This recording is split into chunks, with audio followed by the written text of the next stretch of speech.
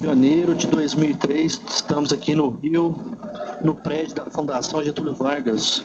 Primeiramente, pegar os dados pessoais das pessoas que estão comigo aqui para o levantamento dessa história de Ouro Preto no que tange a atuação dos estudantes. Primeiramente, pegar do seu Sérgio os dados, nome completo. Sérgio Bastos de Azevedo. A sua profissão. Engenheiro de Minas e metalurgista. A data do seu nascimento. 24 de dezembro de 1938. Os cargos que ocupou enquanto estudante. Na escola estudantil? Os cargos têm ocupado. No diretório acadêmico. Aí até onde eu me lembro, em 1958, como secretário, segundo secretário. Depois, na gestão seguinte, essa primeira com o Francisco Faros. Na gestão seguinte, com o Aziz Assi, eu era, acho que, primeiro secretário, se não me engano. A sua cidade natal? Teresina, Piauí. E a origem, assim, a profissão e a atuação dos seus pais? A sua origem familiar? Meu pai era militar, oficial do Exército, e minha mãe era doméstica, dona de casa. Vamos pegar os dados do outro convidado aqui.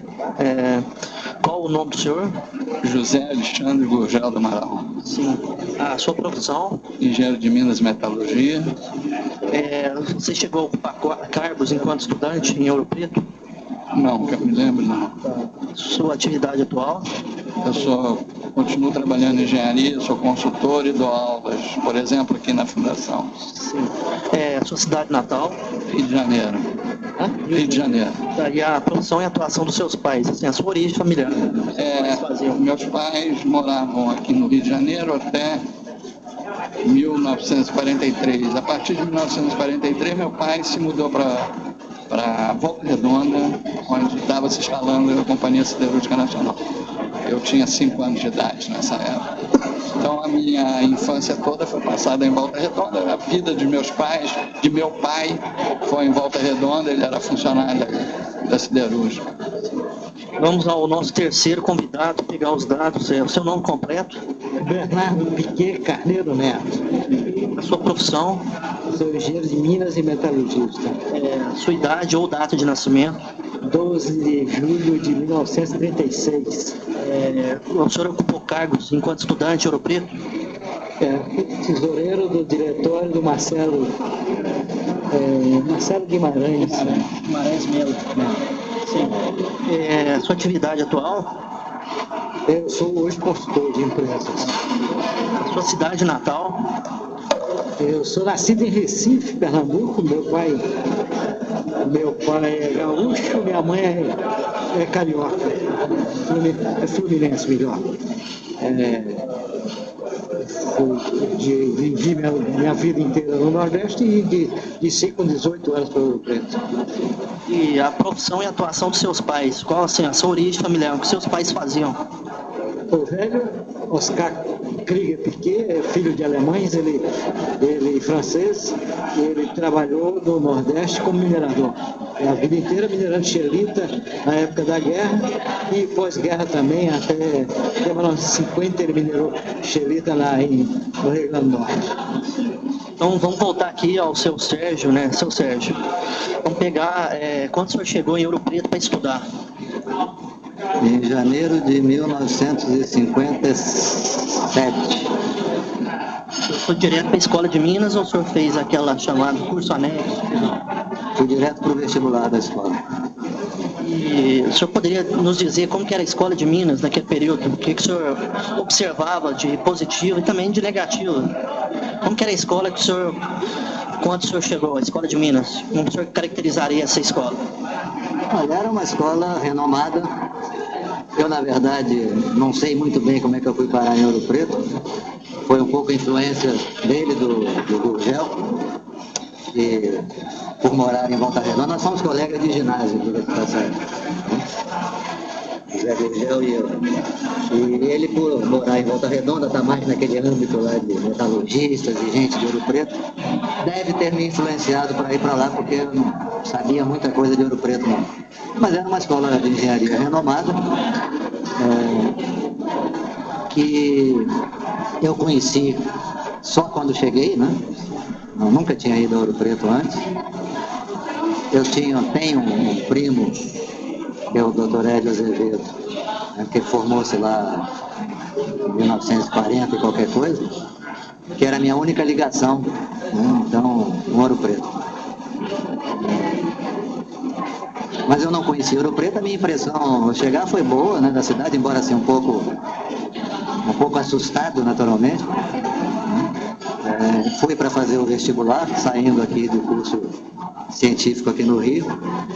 Procurei na época conversar com colegas que estavam lá fazendo curso anexo e tal. Lembro muito do Biscoito, né? Ia fazer exame junto comigo, ele morava na Tabu. E me emprestou uma série de exercícios do professor Calais de geometria para fazer. Ele disse: se você fizer isso aqui, você passa. Me deu um calhamaço de exercício, eu não fiz nenhum. Quase voltei para trás. Mas fiz o vestibular, passei. E o ambiente em Ouro Preto era muito agradável. Eu tive a sorte de, desde o primeiro dia, morar na Serigi, então morei na Serigi do primeiro ao último dia de Ouro Preto. E um ambiente muito bom, os colegas e tal, eu me entrosei com bastante facilidade em Ouro Preto. O que eu posso dizer de Ouro Preto, que era uma cidade muito tranquila, né? Na época, a Escola de Minas tinha poucos estudantes. A minha turma onde eu iniciei, praticamente terminei o curso, eu acho que nós não chegamos a 20 estudantes, né? Formando a turma. Então era uma escola assim com um grau de intimidade muito grande entre os estudantes, bom relacionamento com os professores. Foi um período agradável, passado em Ouro Preto. Desagradável, não tinha nada, não? Desagradável? De desagradável tinha, né? Tinham várias coisas que a gente na época achava desagradável. Hoje eu acho agradabilíssimo, né? Se pudesse voltar aos tempos, né? Mas a gente se ressentia um pouco da ausência da família, claro, né? Pouco dinheiro, né? Todos nós vivíamos de mesadas curtas, apertadas. Ouro Preto não oferecia praticamente nada, tinha o cinema do Godot, era quase que a única distração, e os bares onde a turma que gostava do golo, né, também se distraía. Fora, Não tinha restaurante? Não tinha restaurante, a gente comia, pelo menos no início do meu tempo em Ouro Preto, a gente comia na República, todo mundo comia nas Repúblicas, não havia restaurante estudantil, havia os restaurantes poucos da cidade, Hotel Toffolo, né, Grande Hotel, mas não era muito pro bico dos estudantes isso, né? E foi, vamos dizer assim, o programa da minha primeira participação no diretório com o Chico Fato foi exatamente a construção do restaurante estudantil, que persiste até hoje, eu presumo, e tem lá uma plaquinha com o nosso nome. Eu estou lá na lista dos fundadores do restaurante, que se iniciou provavelmente em 59, por aí para 60. Vamos entrar no diretório, então. Como que era a organização estudantil naquele período? Quando o senhor chegou como bicho, calouro, como que estava organizado os estudantes? Que era o centro acadêmico, o diretório? Os estudantes dispunham de um centro acadêmico que funcionava ali onde hoje é o fórum, né? Presumo também que ainda seja o fórum ali. A parte, sim. Eu acho que o fórum ficava lá em cima, foi aquele edifício que se incendiou depois e tal. Mas o centro acadêmico funcionava ali naquela esquinazinha do fórum. E o diretório acadêmico. Eu não me lembro bem quem era o presidente do diretório acadêmico no ano em que eu entrei na escola. Mas quem era? Era aquele menino do... O Leonino, né? Que era da Leonino Caiado. Aquele menino do Sem Perna, como é o... Não chegou a ser... Não, acho que o Valdo não era. Eu não me lembro quem era. Mas era Leonino, era aquele pessoal. Tanto que o Chico se elegeu em oposição a esse pessoal. Que era centrado um pouco ali, Arca de Noé e sinagoga, né? Era um eixo. Funcionava. Leonino é da Formigueiro, né? Não, Leonino era a Arca de Noé. E ele foi depois governador de Goiás. Né? Então o Faro ganhou em função do... Um pouco oposição, né, Sérgio? Se eu bem me lembro. Era bastante o Faro, porque sempre foi muito radical. radical, posições muito firmes e muito preto e branco. Radical nesse sentido, muito definido. O Faro era formigueiro, ele foi fundador da Formigueiro junto com o Cleber. Ele, Marcelo Renaflor, né? Aí depois que ele brigou também lá na Formigueiro, e aí foi para Sirigi e ficava no quarto junto com a Delmira. Aí depois, já no final, aí ele passou muito tempo tendo quarto na Formigueiro e morando lá na República. Lá com a gente. Lembra? Mas o Faro era de qual posição, assim? Ela era... Por que ele era oposição? Tinha alguma tendência, uma questão ideológica ou de repúblicas? O que que... Posso responder? Sim. Não, o Faro não tinha questões ideológicas, ele tinha questões, vamos dizer, de ordem ética, né? De ordem ética com o pessoal que estava, ele achava que havia desmandos, que havia abusos, né? Não era um problema de ordem ideológica. Na verdade, ele não tinha nenhuma ideologia, era um sujeito conservador, sempre foi, acho que ainda é até hoje, né? Mas era um cara sério, gostava das coisas direitinho, né? Como ele disse, assim, radical do ponto de vista de posições firmes, né? Briguento, lutador, né? Então ele se opôs e se candidatou, né, para tentar, vamos dizer assim, destronar esse grupo que estava e estabeleceu como meta, né, da gestão dele a construção do diretório do restaurante estudantil. Era o slogan dele, o restaurante. Foi um trabalho quase que prioritário, com certeza, mas quase único, né, do diretório naquela gestão. A construção dele. O senhor entrou no diretório dele? Entrei no diretório dele, como secretário, segundo secretário, Salvino. O senhor era novo de escola? Estava no segundo ano da escola. Mas por que o senhor entrou no... Eu era mais ideólogo do que né? Então eu via a participação no movimento estudantil com um olho um pouco diferente, uma visão um pouco diferente. Mas isso não significava que o diretório em si tivesse uma posição ideológica, até pelo contrário, a gente se batia um pouco, né? Sempre que eu queria tomar alguma posição, alguma manifestação, assim, vamos dizer, solidária com o ONI, com questões assim mais fora de Ouro Preto, né? A gente sempre brigava e normalmente eu perdia, né? E não se discutia política no diretório também? Não, muito pouco. Agora, né, nessa gestão cuja principal missão era criar o REMOP, isso motivou os estudantes, fez com que ganhasse a eleição e talvez acendesse uma chama ali dentro da Escola de Minas? Olha, para ganhar a eleição, eu acho até que não. Acho que foi mais assim, prestígio pessoal do Chico, as posições claras dele, né? Eu não me recordo se ele usou na campanha esse programa do restaurante. Não me recordo, né? Mas não diria que isso tenha sido decisivo para a eleição dele. Mas você poderia me falar como que o senhor adquiriu essa noção de política, de participação, como que o senhor foi caminhando em direção ao diretório? Bom, isso já vem na minha formação pessoal, desde os tempos de estudante ginasial, né? Um pouco até de vida familiar, né? Meu pai e meus tios tinham posições políticas definidas, tinha atuação. Meu pai atuou muito no clube militar, na época em que o clube militar tinha uma atuação política de linha nacionalista, de criação de Petrobras, petróleo nosso, essas coisas. Então eu já tinha uma direção nesse sentido, assim, uma certa formação mesmo. Já cheguei em Ouro Preto com ela. O senhor poderia relatar como que foi a composição dessa chapa? Como que foi mobilizada a estudantada nesse sentido? Você diz qual era a composição da chapa? Como foi compondo a chapa dessa gestão do que o Faro era o presidente? Como que foi se mobilizando? E se teve uma chapa em oposição também? Foi em função da oposição que foi formada essa chapa? Olha, houve uma chapa de oposição, não me lembro quem estava nessa chapa de oposição.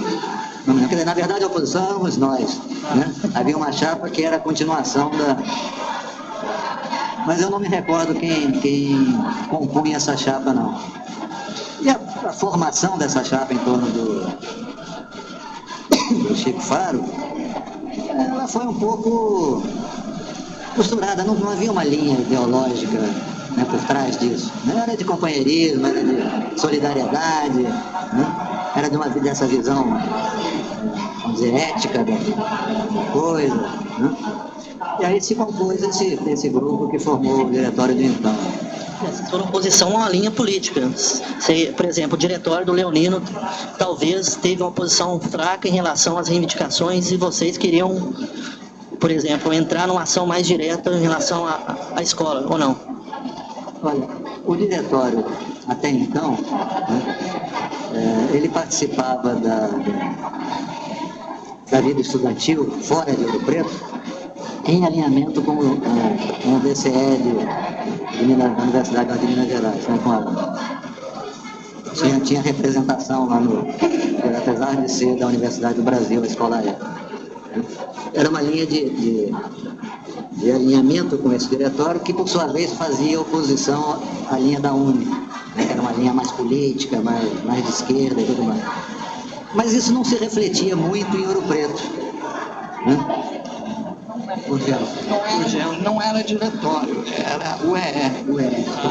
União Estadual dos Estudantes de Minas Gerais. Boa correção, União Estadual dos Estudantes. Mas eu dizia, isso não se refletia muito em Ouro Preto em termos de ter posição os estudantes a favor da UEE, contra a UEE, não existia isso. Né? Mas isso estava um pouco intrínseco. Né? Embora a formação do diretório com o Chico não tinha alinhamentos. O Chico não era alinhado com nada. Né? Ele era alinhado com fazer o refeitório. E de ter uma atuação assim, íntegra, né? Ele tinha muito cuidado com questão de custo, né? Bolsa, estágio. Lembra que ele vivia dizendo, agora lembrando, né? Ele vivia dizendo que os estágios só iam para os amigos. E aí lembra que o Aziz é que começou a comandar a questão de estágio, e aí foi um negócio aberto, todo mundo sabia. Esse tipo de política, assim, mais sem ser de... Eu diria, sei lá, me parece assim um pouco um PSD, que era a posição, e o Chico era um pouco o DN, né? Aquele negócio, eterna vigilância. Mas sem Perdão, Sérgio, sem essa conotação política. Ele não era político. Né? Mas o diretório começou a assumir alguma posição política por minha causa. Né? Porque como ninguém era político, né? Então, precisava de uma representação no Congresso da UNE. Eu ia. Né? Precisa de uma representação no Congresso da UE. Eu vou. E eu tomava as posições mais alinhadas com o UNE, contra um pouco a UE. Mas não era uma linha clara, né, definida de diretório, e muito menos dos estudantes de Ouro Preto. Né? Eu comecei um pouco a politizar o diretório. Né? Um pouco. Né? Assim, por essas iniciativas, participação em congressos, né? Solidariedade com alguns atos que vinham de fora do UNE. Né? Naquela época era uma época assim, meio agitada, né? De relação Brasil, Estados Unidos. O diretor anterior não tinha essa posição? Não. Qual que era a posição? Como eu disse, era uma posição alinhada com a UE, mas alinhada por inércia, digamos assim, porque dava trabalho fazer diferente. Era mais fácil ser alinhado. Era autêntico. Não tinha conotação política aí.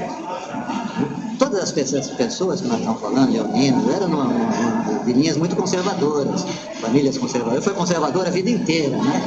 Sempre governador. O primo dele foi presidente da UDR. Né? Eram de linhas conservadoras. Mas a atuação do diretório era quase que político. Né? Se solidarizava com, tinha, vamos dizer assim, uma queda pelo lado conservador, que era tipo o não sei o quê, mas não tinha uma linha ideológica atuante. Então vocês achavam que essa posição... Não sei se vocês Não, concordo. Eu acho que não tinha linha ideológica de direita firme, não. Talvez até o Leonino tivesse, mas ele também não representava, ele não conseguia levar isso para dentro do diretório. A verdade é que o diretório era, como é que a gente dizia na época, era alienado, né? Totalmente isolado, né, em relação ao movimento que estava iniciando-se no país, né? Tanto de esquerda quanto de direita. Era inteiramente alienado. Eu acho mais isso. Não tinha posicionamento. Não tinha posicionamento. Era um negócio, né? Quer dizer, o centro acadêmico, que era um negócio social, tinha muito mais força do que o diretório.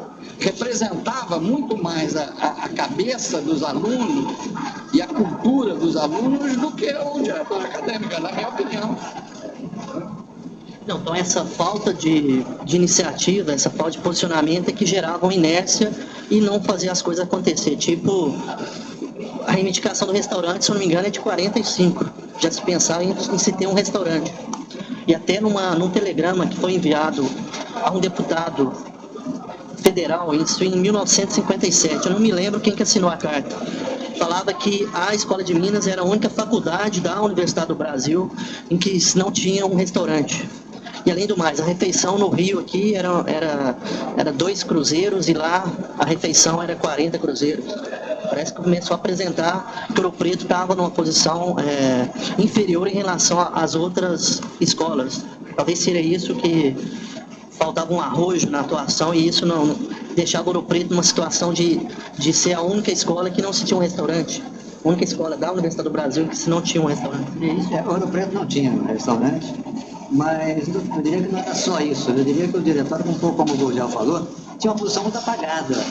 É verdade isso que ele está dizendo. O centro acadêmico era muito mais ativo, o pessoal se ligava muito mais no centro, porque o diretório não tinha atuação.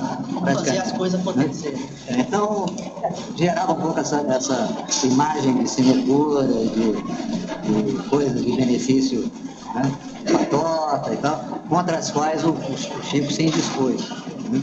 Mas não tinha uma representatividade. Ninguém pensava em diretório como representação dos estudantes, como reivindicações e tudo mais. Isso começou com o Chico, que pôs na cabeça aí a questão do restaurante, e a partir daí, também um pouco por minha atuação, dando um pouco mais de cor política, atuação do diretório, mais reivindicativa, né? Aí o diretório começou a fazer reivindicações em relação à escola, ao curso, aos professores, né? Eu quase fui expulso da escola por ter produzido um relatório que eu criticava, né? O diretório criticava, mas quem preparou esse relatório foi eu. Criticava o quê? Professores que eram, né, tipo Cristiano, tipo Maia, que ninguém passava com ele, né? Todo mundo era reprovado, né? Então a gente pôs esse negócio em questão, alguma coisa está errada, nós somos todos os alunos de todas as séries que são ignorantes, alguma coisa está errada com isso. Né? Você fez o 7º ano, né? Na época, né? Então o diretório passou a ter mais representatividade, mais atuação em relação às reivindicações da turma, né? Então ele passou a significar alguma coisa a mais para os estudantes de Ouro Preto. Agora, em relação à direção da escola, como que era feito o trabalho, por exemplo, de verbas, de conseguir as coisas para o diretor, precisava passar pela direção da escola. Como que era a relação de vocês com a direção? Olha, a nossa relação com a direção era boa. O diretor da Escola de Minas, nesse tempo, era o Dr. Salatiel Torres, que era uma figura doce, né? Muito camarada, gostado, mas sério, Muito sério, muito. Mas também, né, o Salatiel e a congregação da escola também eram um pouco apáticos em relação assim, a essas coisas. Olhavam assim, muito para dentro da escola, muita questão muito só acadêmica, né? Uma visão também um pouco conservadora daquela época de catedráticos, vitalícios, né? Você poderia falar um pouco do trabalho em torno do Remop, do restaurante? Você conseguiu o restaurante? Foi um trabalho totalmente de iniciativa do diretor, totalmente. O diretório correu atrás, né? As autoridades, todo mundo que participava do diretório, portanto eu também, né? Estivemos várias vezes com Pedro Calmon, que era o reitor da universidade, com Juscelino Kubitschek, que era presidente da República, ministro da Educação, que era o... Hein? Clóvis Salgado. Clóvis Salgado. Foi totalmente iniciativa do diretório correr atrás e pedir verbas e conseguir recursos, né? Foi uma iniciativa 100% do diretório, não teve praticamente participação da direção da escola. A escola, obviamente, não era contra, né? Não se opunha, não criava obstáculos, mas também não ajudava em absolutamente nada, né? Toda essa iniciativa foi nossa, nós viajamos muito, batemos nesse... É um trabalho político, né? Zé Gurgel, você lembra, eu acho que deve ser um detalhe interessante para ele, quer dizer, que eu acho que mostra um pouco como é que esse restaurante foi feito. Eu me lembro muito bem que o projeto do restaurante, o Chico, ele estava lá na República já, na Serigi, telefonou para um rapaz que tinha sido colega dele na Pensão Maia, no vestibular do Chico, que fazia arquitetura aqui no Rio, que agora eu não me lembro o nome dele, que foi passar uma Semana Santa em Ouro Preto e ficou hospedado lá na República. Gaia Vidal. Gaia Vidal, exatamente. E fez o projeto lá dentro da República Serigi. Lembra dessa história? Verdade. Foi um projeto gratuito, né, feito na base. As coisas foram conseguidas todas dessa forma, né? Por viração do pessoal do diretório, né? Os mais atuantes nisso eram o próprio Chico, sem dúvida, né? Eu e Aziz. Né? Agora, vocês tinham que fazer um trabalho político, então, para conseguir isso. Tinha que ser político. Assim, corremos atrás de toda a forma política da época que pudesse ter influência sobre isso. Como eu disse, o reitor, né, Pedro Calmon, o ministro Clóvis Salgado, o deputado, o presidente da República, deu uma entrevista. Eu fui ao Catete, eu e o Chico fomos ao Catete, subi aquelas escadas lá para falar com o Juscelino, para obter dele despachos, né? Despachos favoráveis. Não teve, agora a gente começa a lembrar, não teve uma viagem sua para a Comissão de Orçamento da Câmara de Deputados, que era aqui no Rio, e que era o Tancredo Neves. Não teve um negócio desse? Que era o presidente da Comissão de Orçamento para garantir a verba. Talvez. Essa eu não estou lembrando, mas talvez, porque a gente forçou tudo o que tinha direito, né? E fomos conseguindo recursos assim, nessa base, né? Recursos de reitoria, recursos de ministério e possivelmente de orçamento federal da coisa, né? E os ex-alunos tiveram um papel nessa questão de apoio? Não. Ex-alunos das empresas? Não. Nenhum ex-aluno. Até onde eu me lembro, não, Zé. Agora, o Israel Pinheiro, que era um ex-aluno, colaborou. Na época ele estava na construção de Brasília, mas ele foi da comissão de finanças por muito tempo. Ele não deu uma abertura para vocês. Brasília veio um pouquinho depois, né? Eu estou falando de 59. Fala assim, na época ele estava construindo Brasília. Estava no time lá de Juscelino voltado para Brasília, né? Mas anteriormente ele tinha sido da comissão de orçamento e finanças. Acho que não me lembro de nenhum contato com o Israel Pinheiro. Tinha um deputado, não sei o que, Leite, que possa ter apoiado vocês? Talvez, eu não me recordo, mas talvez. Porque a gente bateu em todas as portas. E aquele prédio lá, como vocês conseguiram? Aquilo foi outra transação do Chico Faro, uma ideia do Chico, né? Possivelmente a partir desse projeto do Gaia Vidal que foi mencionado, porque nós não tínhamos um local para o restaurante, né? E nessa ocasião o edifício do fórum estava praticamente desativado, né? Porque tinha sofrido um incêndio, tinha algumas instalações do fórum na parte inferior ali.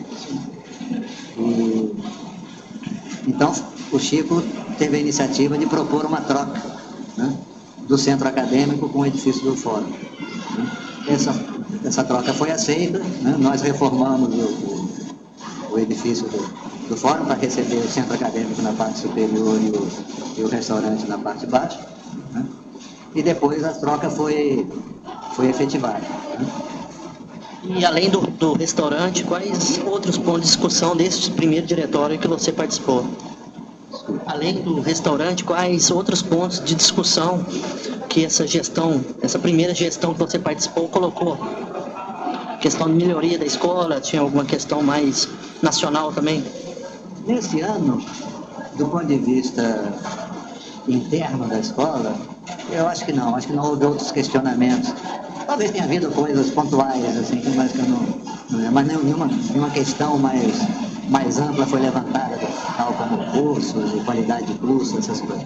Isso veio depois, né? Do ponto de vista de política estudantil, começou a haver uma mudança de alinhamento, né? Muito por minha iniciativa, né? Como eu estava dizendo, como o pessoal não ligava muito para a política e eu ligava, né? De representação na UNE, então o voto do diretório mudou, né? Eu passei a representar o diretório nesses congressos de UED, então a posição do diretório mudou em relação às mas começou muito assim como uma iniciativa pessoal minha, né? Apoiada por alguns em alguns casos, mas na maior parte dos casos não havia uma preocupação em relação a isso. Mas começou a mudar a posição do diretório, politicamente. Agora, na UE, qual que era o papel de Ouro Preto? Qual a grande questão que Ouro Preto colocava na UE? E, se possível, o que Ouro Preto contrapunha com outras escolas, né? Se havia um debate, pode ser até ideológico, né? Se existia um debate ideológico de Ouro Preto com outras faculdades. Talvez com a escola de Direito, que tinha outra posição, não chegou a ter isso? Não, assim, de embates com outras escolas, não. Discussões? Na UE, né? Eu participei de alguns congressos de UE, de algumas reuniões, UE representando o diretório de Ouro Preto. Havia um embate político, né? Então, gente como Betinho, que na época era estudante de Sociologia, né? O Sepúlveda pertence? Sepúlveda pertence, que era estudante de Direito. Paulo Haddad um pouco, mas não muito nessa ocasião. Tinha um menino que era de Engenharia de Belo Horizonte. O nome está me falhando agora, né? Mas eram os líderes, hein? Zé Paulo Sepúlveda pertence, era um figuraço, né? Eu convivi pouco com ele, pouco com o Betinho, porque logo eles se formaram e foram para... Mas cheguei a vê-los atuando como em posição de líder. Então o debate era um pouco político, né? Trazido por esse pessoal, né? Por essa gente que tinha uma visão muito política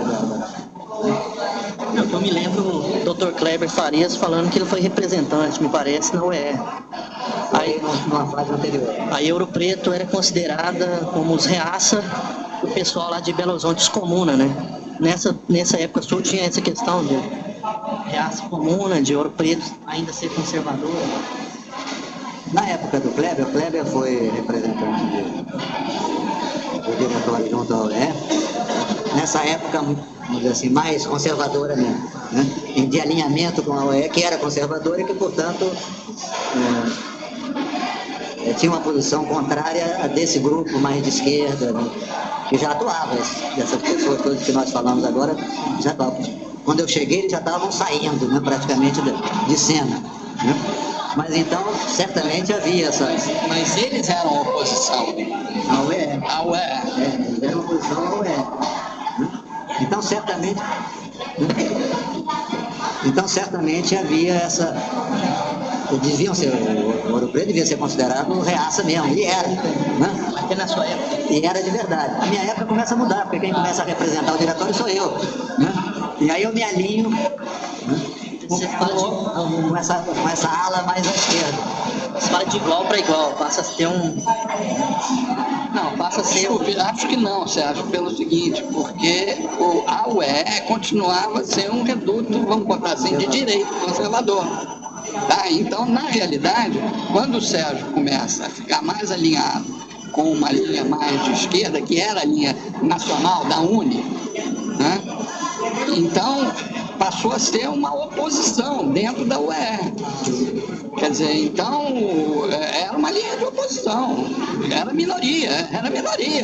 O que era a maioria, eu me lembro disso depois, tinha a escola de sociologia, economia, Aí o resto não tinha muito, não. Aí depois vem um outro tempo com o Ju, que aí é outra coisa.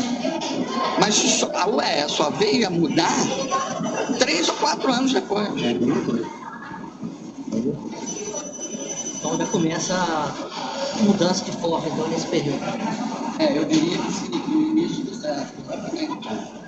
E quando o Ouro Preto começou a participar numa outra. Porque aí o diretório em Ouro Preto passou a ter uma outra visão e se alinhava mais para a esquerda. E aí a posição de oposição na UEE se fortaleceu, na UEE de Minas Gerais. Então a posição da UEE era diferente da posição da UNE, então. Nessa época, sim.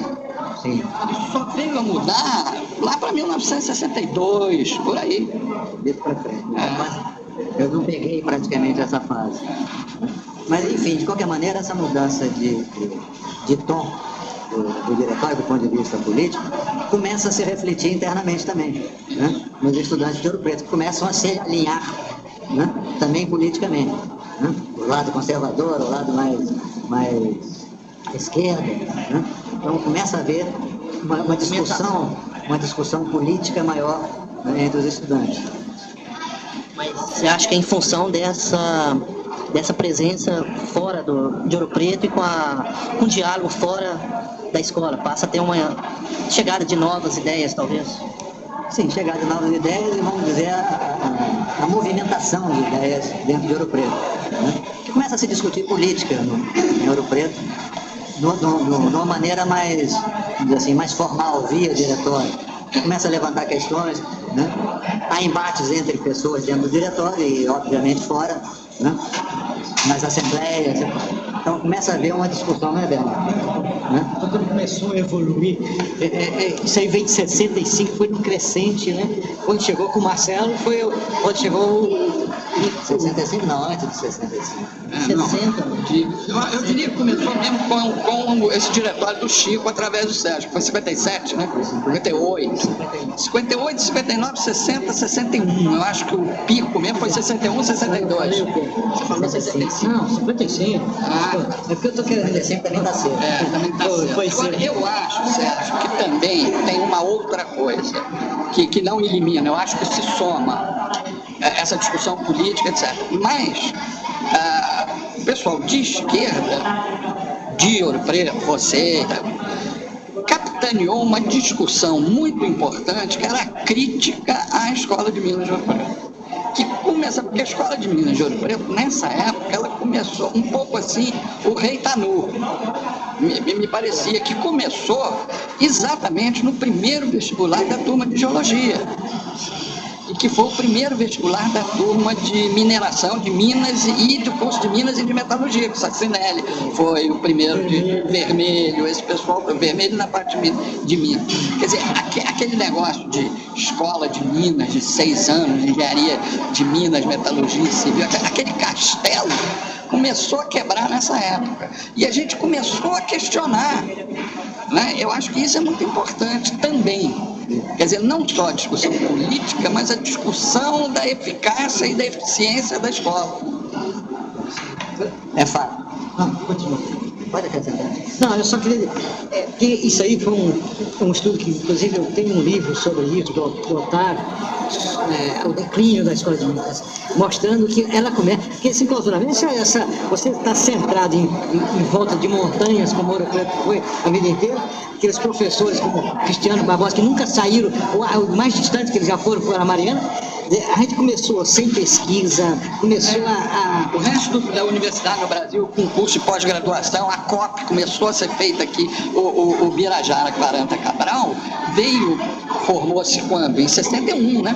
Ou 60, alguma coisa assim. E ele veio já para a universidade, para o UFRJ. Sim. Pois é, mas quando voltou já para fazer a COP. Quer dizer, já se falava em pós-graduação, a UFMG, a Escola de Engenharia, já começava também dando os primeiros passos, e a Escola de Minas de Ouro Preto ficava aquela catedral que não... Mas aí eu acho que a nossa geração e a nossa facção teve esse mérito também. Sim, é verdade. Agora, só interrompendo aqui, você tinha falado de um livro, Um Estudo Otávio. Não foi talvez assim. Otávio Marajó. Eu tenho o livro lá em casa. Não, você deve estar se referindo ao José Murilo de Carvalho. José Murilo, isso. Ah, sim. É o livro A Escola de Minas de Ouro Preto, 2 pontos, o peso da glória. Li. Mostrando que foi essa fase exatamente esse grande declínio. Não, sim, realmente. Inclusive, registrando aqui, lógico que você poderia falar em off. Então, aqui em cima, na Fundação Getúlio Vargas, no CPDOC, tem um telegrama de 2 professores. Isso é um telegrama de 1953. Esse telegrama, eu não me lembro o nome dos professores, foi enviado ao então presidente Getúlio Vargas, solicitando a transferência da Escola de Minas para o Ministério de Minas e Energia, ressaltando para que a escola readquirisse um antigo brilho e vigor. Então, esse negócio de declínio, eu acho que é um pouco anterior. Lógico, sim. Na década de 40 ele coloca, mas talvez os reflexos da geração de vocês que possivelmente enxergou melhor. Creio que sim, né? Posso estar enganado. Historicamente, a gente também pegou toda uma experiência, né? As coisas nunca... A história é contínua. Mas é verdade, a Ouro Preto nessa ocasião ainda era muito isolada, inclusive fisicamente isolada, né? Não tinha estrada de rodagem, tinha estrada de rodagem de terra, mas o grande movimento era de trem, né? Enfim, dificuldades de locomoção, não se saía muito de Ouro Preto nessa ocasião. Então, toda a mentalidade ficava muito viciada ali dentro. Realmente o Gurgel tem razão em levantar esse ponto, porque no ano que eu entrei na escola foi o mesmo ano em que se iniciaram os cursos de Geologia e Minas e Metalurgia separados, que sofreram uma contestação muito grande, né? Discriminação, eram cursinhos, né? O curso tradicional, o curso geral chamado, né? Que formava os engenheiros de Minas, Metalurgia Civil, era o curso. Os outros eram cursinhos, né? E o pessoal, especialmente de Geologia, sofreu muita discriminação, muito. Né? Marcelo sofreu muito, mas Marcelo foi para a 2ª ou 3ª turma, mas o pessoal da 1ª turma, como Grossi, que entrou junto com Cícero, Pernambuco, João Grossati, Caratinga, esse pessoal sofreu muita discriminação, não moravam nas repúblicas, era uma barra pesada. Essa turma, então, foi muito apoiada por nós, né, esse grupo mais...